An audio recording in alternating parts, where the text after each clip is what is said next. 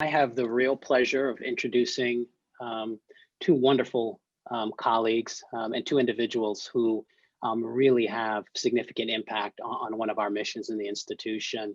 And those are Dr. Elizabeth Sonntag and Dr. Jim Levenson. Just wanted to give you a little bit of their background so that you can get a sense of really how impactful they are to our mission. First, Dr. Sonntag. Hi, Liz. Thank you for being here. Dr. Sonntag is one of our newly recruited faculty to our Division of Pulmonary and Critical Care Medicine. Dr. Sonntag completed her medical school training at Michigan State and then subsequently her fellowship at North Carolina Chapel Hill. And then did a fellowship in clinical medical ethics at the McLean Center for Ethics at the University of Chicago. She has expertise in pulmonary hypertension and is a valued member of our pulmonary hypertension team, as well as interests in life-sustaining technologies and end-of-life care. She also serves as the Associate Chair of the VCU Hospital Ethics Committee and is teaching an ethics elective at the VCU School of Medicine. And she's also been recognized with several awards in a relatively short career, including the Donahue Excellence in Pulmonary Medicine Fund Award, as well as the Department of Internal Medicine here at VCU Scholar Prize in 2016. And she's really establishing, I think, a growing portfolio in scholarly publications, including a recent high visibility editorial in the journal Chest. I think everyone knows Dr. Levenson. Jim Levenson is the Rona Ehrenstein Professor of Psychiatry, as well as Professor of Medicine and Surgery here at VCU, and also serves as the Chair of the Division of Consultation, Liaison Psychiatry. I think we would all agree that Dr. Levenson is considered a national expert, a thought leader in medical ethics, and is often relied upon by several of our local and state authorities for his expertise in medical ethics. He's considered a leader for sure here at the institution and has trained countless residents and medical students. And I include myself as a student of his, particularly in the role of medical ethics in patient management, both in and out of the critical care setting. So with that being said, I really welcome Liz and Jim. So appreciative of you joining us today. They're going to be serving as our discussants and speakers for some approaches to cases in clinical medical ethics. Thank you again for being here. Thanks, Pat. Well, thank you guys for having us. Let me just share my screen here.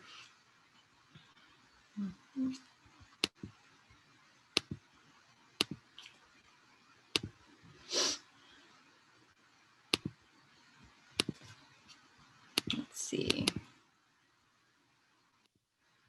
It's visible. Okay.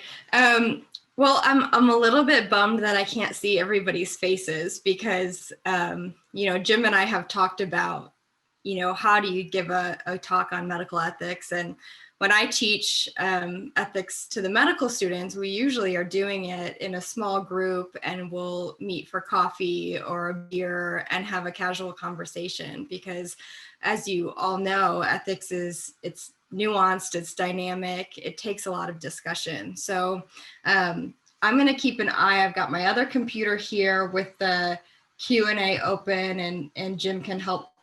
Just feel free to interrupt me if you see a good question come up. Because we want this to be as interactive as possible with y'all.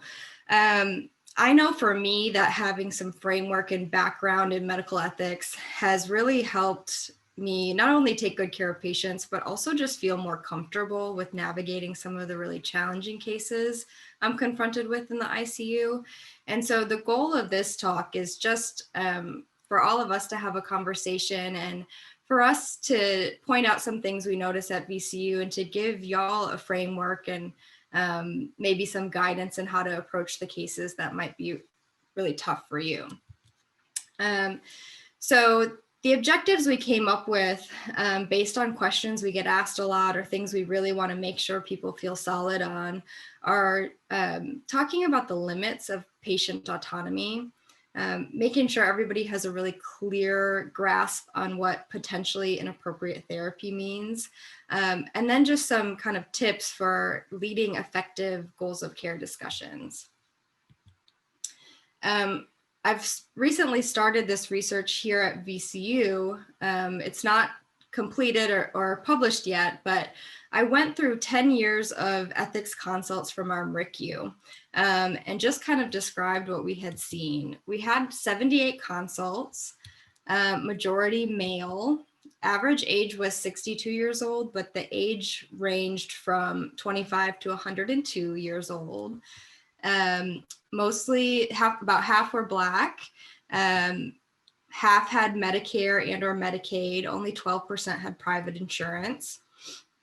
Average length of stay was 28 days, but that ranged from less than a day to 249 days in one case. And then almost all of these patients, 73% of them ended up passing away during that hospital admission. So what were the themes that came out of this? So by and large, the consults were about goals of care. There was a big chunk that were disagreements between surrogate decision makers about a plan, or just questions asking the ethics team to help identify a decision maker. But most were general questions about goals of care. And most of those were questions about futility and potentially inappropriate care. And you can see from the bar on the right that most of the recommendations made by the ethics consultant was to change the code status to DNR or to transition the patient to palliative care or comfort care. And there's a lot more that kind of came out of that research, but I want to kind of use it as a jumping off point to just say, these are things that y'all are dealing with on a frequent basis and asking us about. And we want to be able to provide you some tools to kind of navigate it and not feel like you're obligated to always consult ethics. You're of course always welcome to, but you're not always obligated to. One of the cases, for example, was an elderly gentleman with metastatic lung cancer, no mental status, no options for treatment, and the team was wondering if they should offer trach peg and discharge to an LTAC for long-term vent weaning.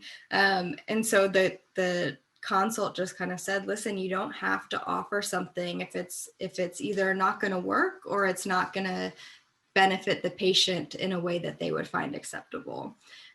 So lots and lots of consults like that. I have to put this slide up every ethics talk I do. It's basic. It's the things that y'all learned in medical school. It's the 4 principles of medical ethics that guide us. And they're really simple, but they're so important and they're nice to come back to anytime you're really struggling. So this list, the bullet points are actually from the Association of Family Medicine, and these are things that they think every family medicine resident should know. And then I went ahead and added the things in yellow that I thought maybe were missing. And interestingly, as we move forward, we're going to kind of focus on those things that I had added. So one big thing that we want to talk about today are the limits of patient autonomy. I think autonomy is so interesting, especially in the United States. You know, we've had this shift from a balance of paternalism and autonomy to a big swing towards autonomy, patient autonomy, which has affected kind of how we practice medicine day to day. But I want you to all to understand that even though it's our duty to uphold autonomy, there are some limits to it. So we don't uphold autonomy if a patient attempts to injure or harm themselves, or if their decision would cause harm to somebody else. We don't uphold autonomy if a provider is asked to violate his or her professional or ethical integrity. And that comes up in questions about abortion or physician-assisted suicide. Physicians are not required to perform those. And autonomy doesn't stand if a treatment is futile, contraindicated, or outside the standard of care. And it also doesn't stand for decisions of routine elements of care. So the patient doesn't get to dictate their labs, when they get their vital signs, medications, etc. That is up to the provider.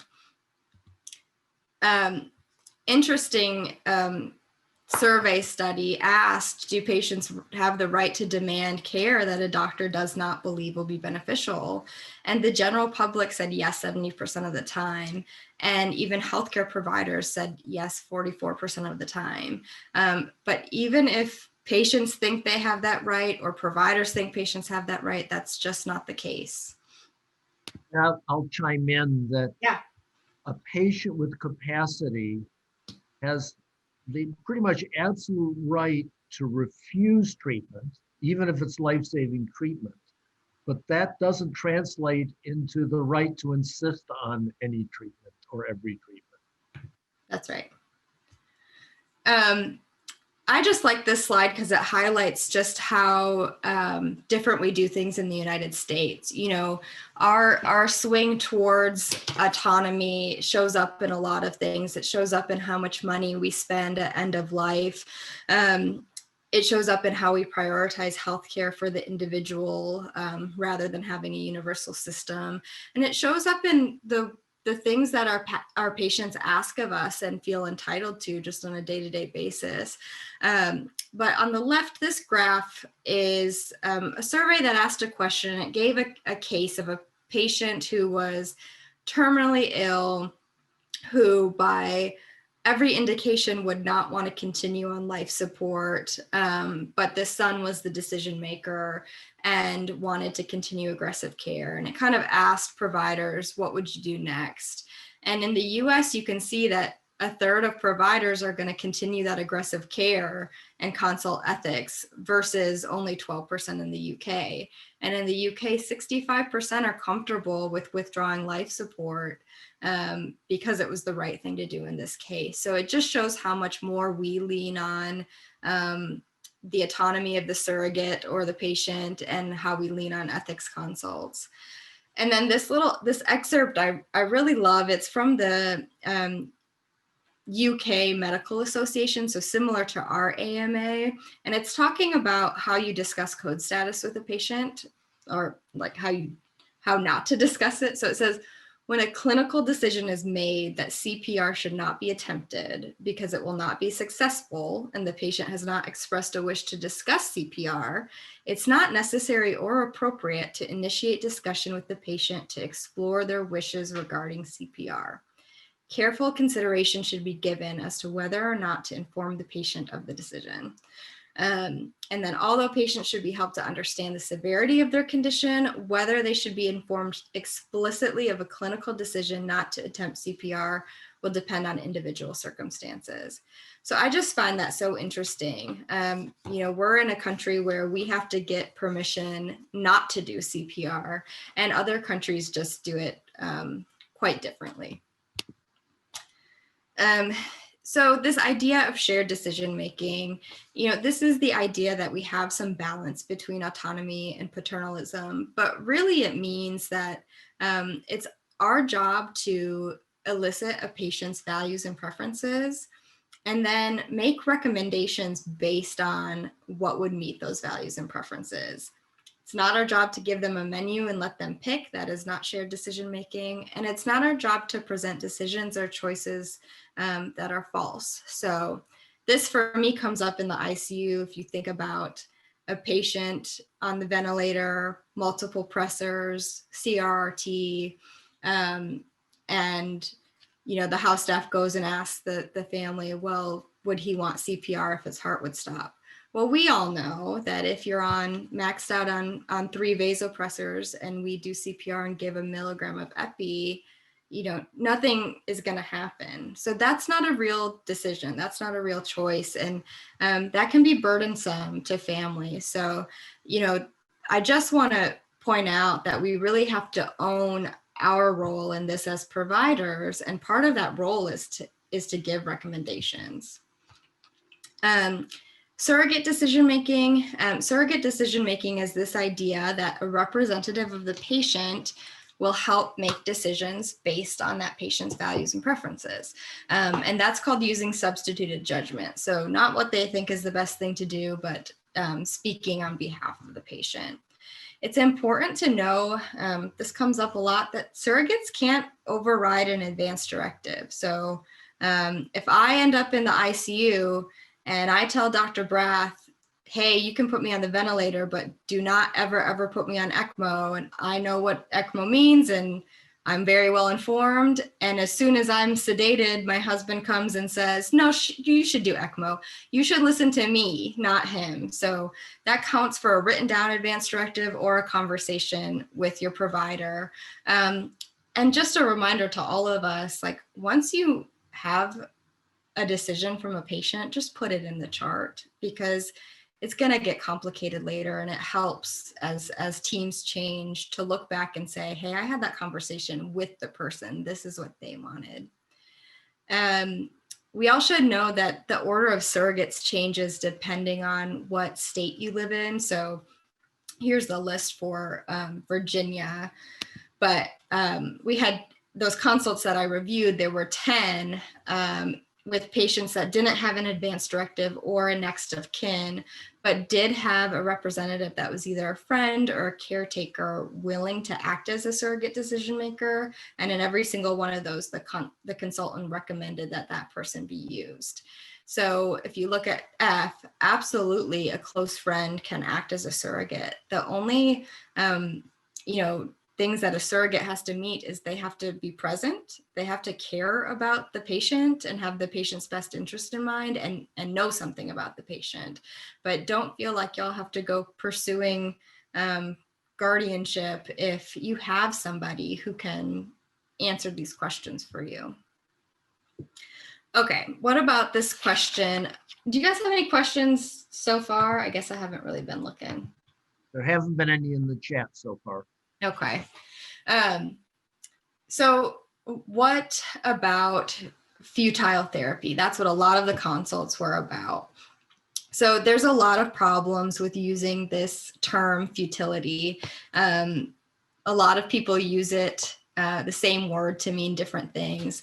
And so I would just encourage you, if you're going to use the term futile, I like to use the most literal definition, the physiologic futility definition. And that means that futility means the therapy being offered cannot achieve the desired goal. So chest compressions on a decapitated patient is definitely futile, right? But the nuance comes when you say things like using ECMO as a bridge to transplant in a patient who's not a transplant candidate. That's probably futile. It's definitely inappropriate. But continuing ECMO to allow a patient more meaningful days on earth, for example, so that their loved one can fly from California to see them, using the ECMO for that is not futile. So it can deliver that goal. So if we're going to use the best definition of futile, a physician does not have to and definitely should not offer futile care. Okay. But what about this idea of potentially inappropriate treatment? So several of the critical care societies got together and put out this policy statement with how you should respond to requests for potentially inappropriate treatment in the ICU. And potentially inappropriate treatment is care that's not futile, but is not in the best interest of the patient or doesn't align with the patient's expressed values and preferences. And so the society basically says, don't use the word futile unless you mean it. Try to have conversations early in the treatment course to avoid these later discussions, and that you shouldn't offer potentially inappropriate therapy if you can avoid it. And it puts a lot of onus on the physician to make those decisions. Another point to make just about potentially inappropriate treatment, although ethically we think of withholding and withdrawal of life-sustaining therapy as the same, they definitely feel different both to providers and patients. So much easier emotionally to say somebody's not a candidate for X, Y, or Z than to go ahead and start it and then figure out when and how to stop it. Okay, these are things that deeply disturb me. This was inspired by Dr. Levenson when he tells me about things that deeply disturb him. So I hear a lot of people coming back from their goals of care discussion and relaying how it went. And so these are the things that disturb me when I hear them. So people will come back and say, well, I told them, CPR is not going to work, their loved one's going to die, and still they just want everything. So the first part of that, be really careful in what you're telling them. These conversations should be more asking questions and listening than telling. Because a lot of times what you'll do is ask a question about the patient, what they were like, what they valued, what's important to them. And the family will end up telling you things like they were fiercely independent, they hated going to the hospital, they loved playing golf. And now you have some information to help guide how you make your decisions going forward. So try not to walk into a goals of care discussion telling somebody something. Go in there with the mindset that you need to figure out what's going to be important to this patient. And then this idea, and they want everything, almost like you're blaming them for wanting everything. Well, it's your duty to figure out what you're going to offer. And if somebody's wanting everything, it's because you somehow made it seem like everything was an option, and that's on you. So I think we all have to be really careful as providers in what we're going to offer and give the patient or the surrogate reasonable choices where no matter what they pick, you think that's a reasonable choice. If you're giving them unreasonable choices and they pick it, that's on you, right? I hate when I hear people come back and say, I told them it's going to break their ribs and they're going to suffer and on and on. You should never go into a goals of care discussion trying to convince somebody of something or trying to scare somebody into being DNR. That's actually coercive and not ethical. So I don't ever use this technique. I think we also know that people who take caregivers at the end of life end up having a lot of PTSD making these decisions about their loved ones. And adding this to the mix is just not helpful. So I tried not to do it. The other thing I try to make sure I always think about is no matter what a family decides, I'm always making sure my patient is comfortable. So I'm never going to insinuate that they're allowing somebody to suffer because I'm not going to allow it. So I would never use this kind of coercive tactic. And we've all been guilty of it. I'm sure I have at some time, but try not to use that. Okay, so one time in fellowship, we had a patient whose family was really wanting to continue aggressive care despite our recommendations that it was probably time to transition. And multiple goals of care discussions were had. And finally, I went and talked with the family. And when I came back, I told my residents, hey, they've decided they're going to transition to comfort care. And the intern jumped out of his seat and went to high five me. And I was so disturbed because I had just had this emotional conversation with the family about how they're going to let their loved one go to comfort. So I think we give the house staff this idea that they are meant to go into the room and get a DNR or, go get something, good job, you got the DNR. And that's not the case. The goal is always get the family to a place of peace, a place of understanding, and to a resolution that's comfortable for everybody. So it should never be your goal to go get a DNR, and please don't high five about it if you do. And then the final thing that I always find a little bit disturbing, because I know it disturbs other people, is when conversations are had or decisions are made without involving the key players. And thinking about people like the bedside nurse that's taking care of that patient day in and day out, the respiratory therapist who you're about to ask to withdraw an ET tube, the medical student that's been following the case. If these people didn't hear how that conversation went down, all they can do is imagine it. And it can be really distressing, whether you're continuing care that might be uncomfortable to continue or withdrawing life-sustaining therapy. So whenever you can, involve the key players in the conversation. And if you can't involve them, relay the conversation, back to them so they understand why you're doing what you're doing. Okay.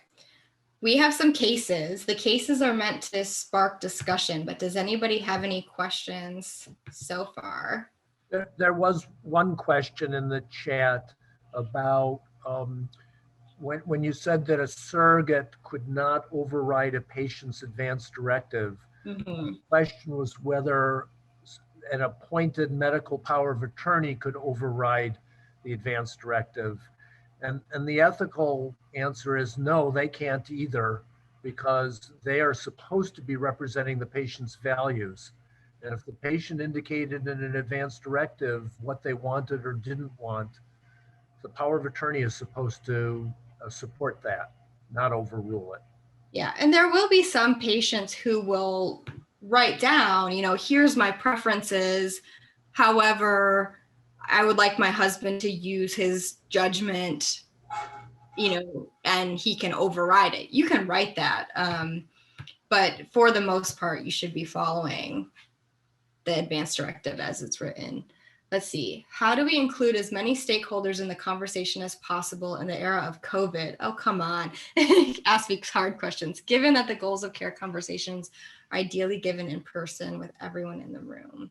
Yeah, so COVID has made especially goals of care discussions really tough.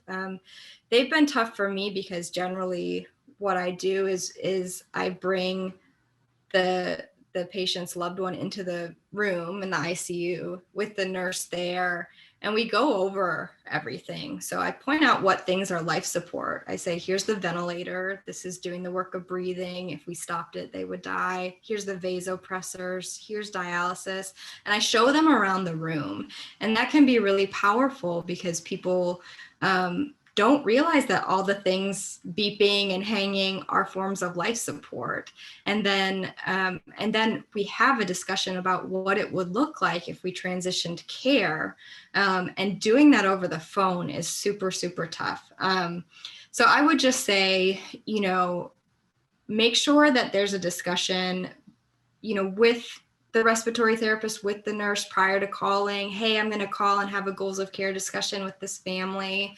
Have that discussion and then circle back any decisions that are made. But don't just put in orders and assume they'll read them and carry them out. Just know that there's a lot of distress that comes with taking care of critically ill patients, and that communication with your whole team is important. Okay, I don't see any more questions for now. So I'm going to go ahead and go with some of these cases. Some of these cases are real cases. Some of them are inspired, or maybe a mix.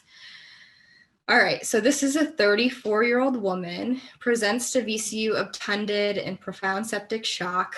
She has AIDS from untreated HIV and a brain lesion concerning for infection. The lesion's biopsied and the patient suffers a catastrophic brain bleed. Her course is further complicated by multi-organ dysfunction. Neurology and neurosurgery both agree it's not recoverable. She's not going to regain consciousness, but her family believes she'll miraculously wake up. So the MRICU team offers dialysis and later trach and peg. Ethics is consulted because one of the team members is distressed. So Jim, where would you start? Maybe I'll just consult you now. Well, first of all, one of the team members is probably a euphemism for the nurses. The nurses are really distressed because they're the ones who are with this patient 24 hours a day.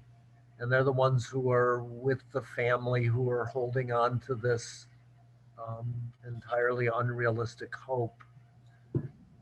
So if we go back to what Liz has already addressed, we ought to be only offering treatments that we think are medically appropriate. And it's really highly questionable that dialysis is appropriate. Now, what I sometimes see is the primary team knows that dialysis is inappropriate, but they kind of hot potato that to nephrology by asking for a nephrology consultation. And the nephrology assumes that if the team has consulted nephrology, that they want dialysis. And the question of what's the goal of the dialysis? Where's it going? doesn't get addressed. Trach and peg become almost like reflexes. If somebody's on a ventilator more than 2 weeks, they have to have a trach. Well, maybe, but it depends on where you're going. Not if the patient's going to die in another week or so. So at this point, though, the dialysis has been offered, the trach and peg have probably already been accomplished.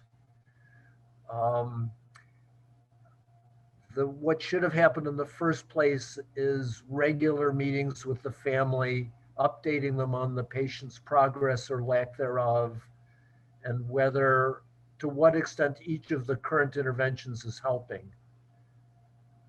And at some point, indicating that things aren't helping anymore. What would you say in addition? Well, I think the other part that was really hard about this was the consultant or the consulting provider was concerned that the family didn't understand the gravity of the situation from the brain bleed, and that these things were offered prior to the family understanding. So I think it's really powerful to start your conversations with, tell me what you understand about what's going on. Tell me what you think are the best possible outcomes and the worst possible outcomes. And let me tell you how dialysis or trach or peg will change the direction of those outcomes. And I think another part that was really hard about this case was that what I said about looping in the key players. So one person was taking care of the family and had conversations with the family, while the attending physician was having goals of care conversations over the phone. And so not everybody was around to kind of witness how the conversation went down. And so there was some question about, was it explained properly? And you just don't know if you weren't there. And that can be really hard to not know. I did bring up this question to nephrology recently. How do you feel about the fact that the MRICU offered dialysis? Should it be the ICU offering it, or should it be the consultant offering it? And they kind of said, it's better if we're left to consult and then offer it or not offer it. But they brought up the same thing you did, Jim, that sometimes they feel like they're called and asked to say no. And that's a hard position to put our colleagues in. And I really feel in my role in the ICU, if I'm the primary team and I don't think that we should do dialysis, I'm not going to call nephrology to tell the patient that. I'm going to tell the patient that myself. So I think there were a lot of things, as there always are in these tough ethics cases.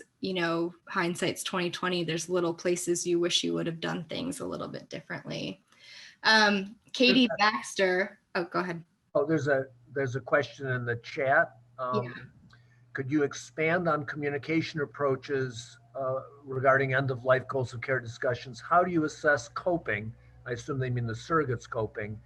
And how do you adjust your communication approach when the family members' coping mechanisms may be maladaptive? So the first thing I would say is that, there's a steep learning curve for the family. Things that we take for granted, they don't know and they don't understand. Liz has been kind of talking about that and what she does to try and help with that. But even if they cognitively understand, it takes a while for many families to emotionally get to the point to accept what they cognitively might already understand. And we have to keep in mind that their time course is different than ours. That's why having regular meetings gives them some time to metabolize it, come back, ask some more questions, and come to terms with letting go. And the more sudden the illness or injury, and the younger the patient, the harder that is for families. Yeah, I would just say time is so important. And if you take the time to build some trust up front, these conversations a couple days later are going to be a lot easier. The other tool that I think is really critical is this idea of a time-limited trial. And that can go one of two ways. Either you can say, you can give an actual time-limited trial, hey, we're going to try the ventilator for X amount of days, or you can set up timing by saying, listen, this is really early in the course. We're going to do everything we know how and hope that they recover. But every day I'm going to tell you if we are better, worse, or the same as yesterday. And if 2 or 3 days in a row we are worse or the same, we need to have a conversation about making your loved one comfortable. And you say that before you have the discussion so that 3 days from now, they're expecting you to come back. They know that that second conversation about goals of care is coming, and they've had time to cope with it. If you haven't talked to the family in 3 days and then you're wondering why we're still doing what we're doing, and then you walk in, you're like, why are we doing all this? That's really shocking and alarming to a family. So I would say spend time up front, give them a warning shot that a goals of care discussion is coming if their loved one's not getting better, and give them some time. I was just looking, one study showed that futility disputes, 90% were resolved within 5 days and 96% within 3 meetings. So it really is just a matter of good, effective communication and allowing for some time. And then Katie Baxter, one of our fellows, what do you do when the team had decided not to offer something like a trach peg, but the family's already aware that it's a possibility? I know, they know so much stuff, they Google, and then they try to push for it. So I think, again, asking those open-ended questions, sometimes they just truly might not be a candidate. So the other day, ethics was consulted because somebody, surgery was called for a trach peg, but the patient was on 100% oxygen and a high PEEP, and physically you could not do a trach on them. So sometimes it's just a matter of explaining the limits of our medical ability. But sometimes it's a matter of saying, oh, okay, you've known somebody with a trach before. Tell me about that experience. How did it go down? What did you learn? And a lot of times they'll point out something that's vastly different than what's going on with their loved one. The same thing goes, I like to ask that question. Have you ever known anybody who's been in the ICU on a ventilator before? Tell me about it. What happened? And sometimes they'll say things like, oh God, it was horrible. They never recovered, blah, blah, blah, and kind of tell you, remind themselves like this is not always a good thing. Or they might tell you, well, yeah, they got better in 2 days and they did great and it was a miracle. And you can say, okay, well, here's how that was different than where we are now. So figuring out what somebody knows is so valuable. And I feel like a broken record, but the more you can stop and ask a question and listen, the easier it's going to be to guide a conversation. You just have to figure out where that other person is at.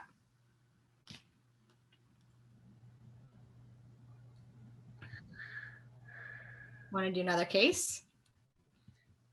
Yeah, let me just, an anonymous person asked this question. It's a point I at some point I wanted to get to it. This is, teams change frequently at academic institutions. How do you approach conversations with family members when you don't agree with what has previously been offered from the previous team, by the previous teams? This is an iatrogenic problem that is really common here. And we need to do a better job at handoffs, not just handing off the data on each of the patients, but really consolidating a consistent treatment plan, a consistent understanding of goals of care. Families are whipsawed when the attending changes and they're told a completely different prognosis. And that's what we create very difficult to resolve relationships with families when that happens. I don't have a simple answer on how to address it. I think the STICU has tried to deal with that by having a regular STICU attending in addition to whoever was the surgical attending. But the STICU attendings change and the surgical attendings change, and it's not good. I guess, I agree. This is really, really hard. I think one part is for us as a community to get on the same page about what things are appropriate and are not appropriate to offer, and then to have really good handoff. But other things you can do from an attending standpoint is make sure that the residents are really involved in the care of the patient and these discussions, because a lot of times they stick around longer than the attendings. Same thing with the fellows. They're in the unit longer, or sometimes on teams longer. And then for really tough situations, having a palliative care team involved. Now, all teams change, but sometimes you can get a little more continuity and overlap by just being strategic about who you involve in the patient's care. What if the goal is for the patient to be alive regardless of being awake, thus the care is not clearly futile? Can providers still not offer care in this situation?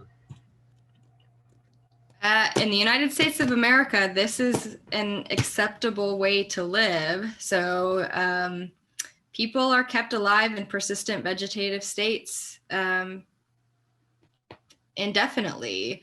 I think if, the way that we go about resolving a dispute about whether something would be futile, like offering trach and peg and continued ventilation for somebody in a persistent vegetative state, is if you don't feel like you can offer it, you can offer the family a transfer to another institution that may or may not offer it. So you're not obligated to offer it, but you may have to explore whether another physician would be willing to offer it. I don't know, Jim, if you have more practical. No, I think that's true. I would also say, though, that most of the time, this isn't a situation where the family have the kind of religious value that any form of life is superior to death. It's more often that the family member is feeling guilty about making the decision. And that's why having conversations about what kind of life is important to the patient can really help the surrogate, feel okay about letting go. Because there are not really very many, if we did a survey of the general population, would you want to be kept alive if you could not experience the world at all? You were unconscious, permanently unconscious. Very, very few people would choose that. Right. Yeah, why don't we go on to the next case? Yeah, this is a case, a patient I took care of in residency, and then I went back through the 10 years of ethics consults and was reminded of it. So this is a patient with Down syndrome, highly functioning, lives alone, aspirates while eating, and presents to the hospital in hypoxic respiratory failure, requiring high flow after aspirating a waffle. A swallow study shows aspiration of large food particles, but due to his cognitive disability and critical illness, the team doesn't think he has the capacity to make that complicated decision about goals of care. For example, should he be allowed to continue to eat by mouth? If he gets recurrent pneumonia from aspiration, should he be intubated? How do we move forward? He doesn't have any family, he doesn't have a caretaker, but his neighbor presents and says, yeah, I check on Matt a few times a week, we're friends. And he offers up that Matt really loves waffles. So the team calls you, Dr. Levenson, and says, what do we do? How do we decide if we're gonna let Matt eat? Well, and if it appears that this neighbor knows Matt well and has Matt's interests at heart, there is a little minor procedure we have to go through under Virginia law. But I would recommend to the team we go through that procedure and designate this neighbor as the decision maker. We've all had the experience of turning to a family member who's technically next of kin but who either really didn't know the patient very well at all, or we had our own doubts about how well they were going to act in the patient's best interests. So it doesn't bother me at all that this person isn't a relative. And I think then the discussion about this difficult choice about whether to allow him to eat by mouth and how much Matt will be able to understand about that isn't clear. What did you wind up doing? Well, after talking with the neighbor and friend, it became very clear that like Matt had a really happy life. He had found joy in simple pleasures. He like really loved waffles, and his friend thought, you know, if Matt couldn't eat the things he wanted to eat and enjoy the things he wanted to enjoy, that wouldn't be a good quality of life for him. So the decision was made that he could continue to eat by mouth because it gave him pleasure, and that should he get a recurrent aspiration pneumonia, he wouldn't be kept on prolonged mechanical ventilation. Great. Let's do this one. Let's see what time we have. Do you guys have any? I'm kind of watching the chat, but. Dr. Calhasty asked a question. Can you please address the concept of DNR reversal prior to operative procedures? For some hospitals, this is policy. Well, that includes VCU Health System. There is a policy about this. It's not supposed to be automatically reversed. There's supposed to be a discussion between the patient or the patient's surrogate with the surgeon and with the anesthesiologist about different potential scenarios and coming to an agreement. It's not realistic to expect that nothing will go wrong in the OR and to prohibit resuscitating the patient.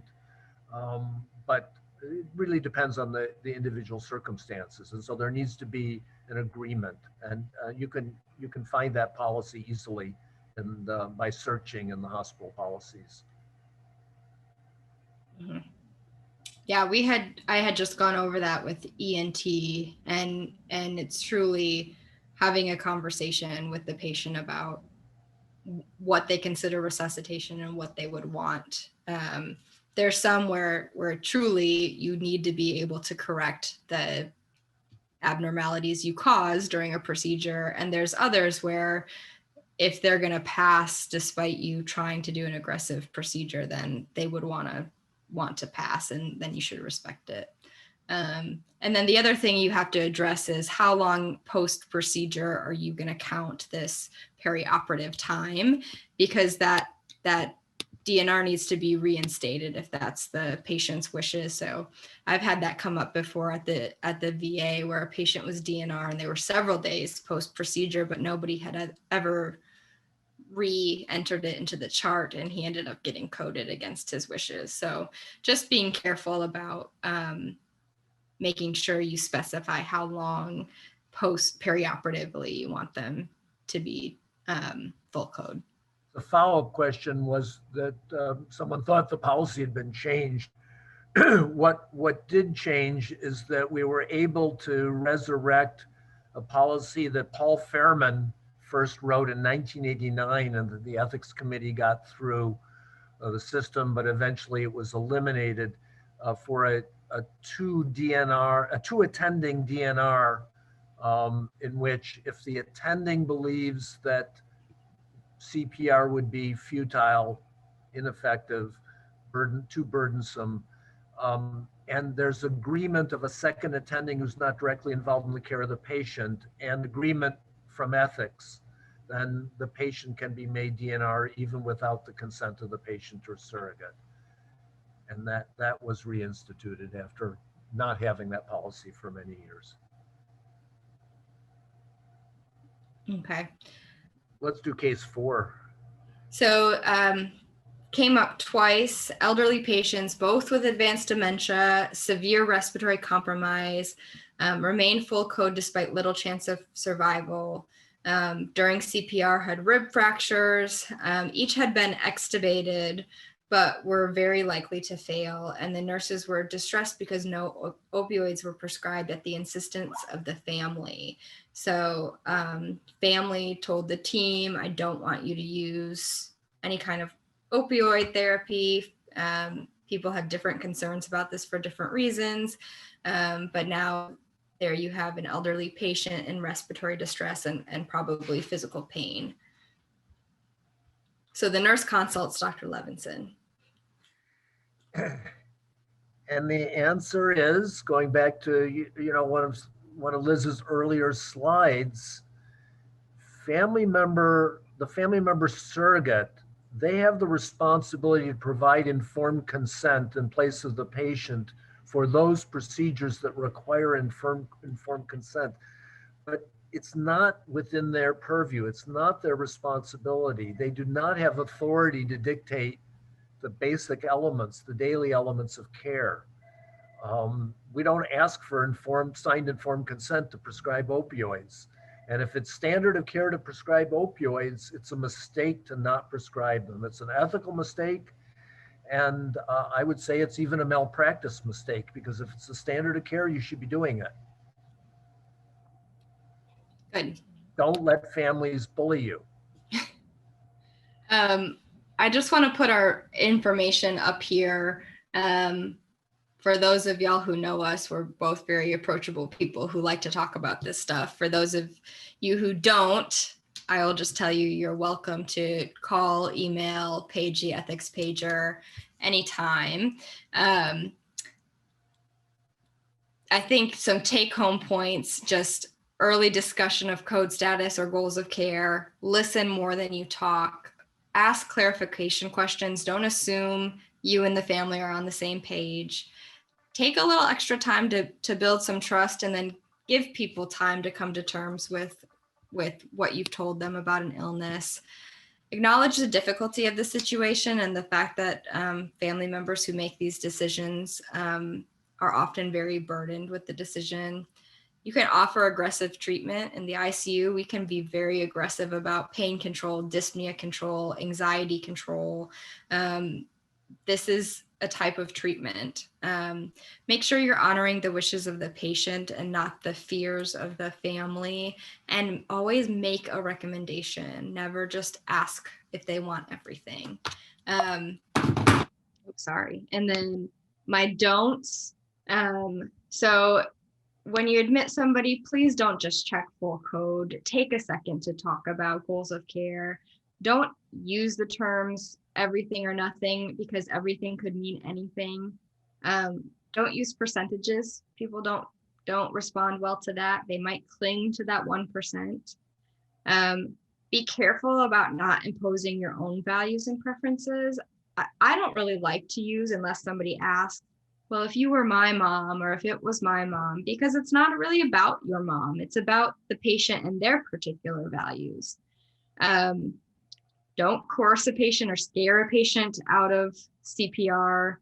Don't let families dictate your pain management or any kind of management. It's actually your responsibility as the provider to make a management plan. Obviously, don't talk about cost. This one we could debate, but there's a time and place. Don't be emotionless. I'll leave it up to everybody's individual practice, but when I'm in the ICU and I'm talking to somebody about the worst day of their life, I say, I'm Liz, I'm your doctor, and talk to them like they are a person. Because I think it's helpful. This is a really hard thing to talk about, and I like them to know that I'm a person too, and we can talk about the things that are important to them. And then don't offer things. Please don't offer things that won't work. It's unethical. It's cruel. It's confusing. It's hard. Just don't do it. That's all I've got. That's a great place to end. Lisa Ellis did ask the question about resources, particularly for nurses when there's a lot of moral distress, and the employee assistance program, either for individuals or sometimes doing a group meeting in a unit, is one consideration. UVA has a more evolved program for nursing moral distress that the late Ann Hamrick developed there before she came back to VCU. And I think that's something we would like to see evolve here. And that's something Brenda, the co-chair of the ethics committee, is very interested in. So thank you for your interest, and collect cases you'd like discussed in the future. We'll be happy to come back and have another session just focused on your cases. So Thank you, thank guys. you. Thank you so much, Liz. Thank you so much, Jim. Really appreciate this. Please, everyone, take Liz and Jim up on their offer to seek them out if you have specific questions. I'm sure they will make themselves available offline. This is obviously an ever-changing field, and even much more complicated in the last year. So please seek them out if you need any guidance at all. And again, thank you so much, Liz. Thank you so much, Jim, for your time and for sharing this really important topic with us. With that being said, I think we'll close everything out. A real thank you to the entire audience, as well as to Thomas for his assistance in making this happen. Please enjoy the rest of the day. Thank you so much.